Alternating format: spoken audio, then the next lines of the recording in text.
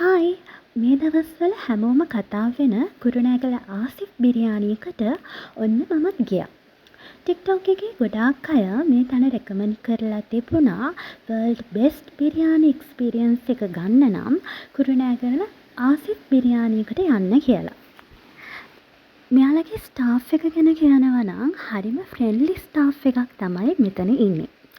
එයාලගේ රෙකමෙන්ඩේෂන් එක අනුව මං ඕඩර් කළා චිකන් මුග්ලා බිරියානි එකක්. ඉතින් මේ බිරියානි එක රුපියල් 1640ක් තමයි උනේ. ඉතින් මේකත් එක්ක රයිතා එකක් වගේම චිකන් ග්‍රේවි එකකුත් හම්බ වුණා. ඇත්තටම මේක ගොඩක් රසයි. හොඳට ස්පයිසස් එහෙම දාලා තිබුණ නිසා මේකේ හොඳ ඔතෙන්ටික් රසක් තිබුණා. ඒ වගේම මේකේ පෝෂන් එක ගැන කියනවා නම් මේක සිංගල් පෝෂන් එකක්. මම මේකත් එක්කම චොකලට් මිල්ක් ෂේක් එකකුත් ගත්තා. ඒක රුපියල් 800ක් තමයි උනේ. ඒ වගේම මම තව චිකන් ෆ්‍රයිඩ් රයිස් එකකුත් ඕඩර් කළා. ඒක රුපියල් 1250ක් උනේ.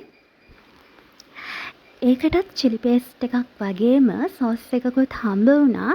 ඉතින් මට නම් බිරියානියකටත් වඩා ෆ්‍රයිඩ් රයිස් එක ගොඩාක් රසයි.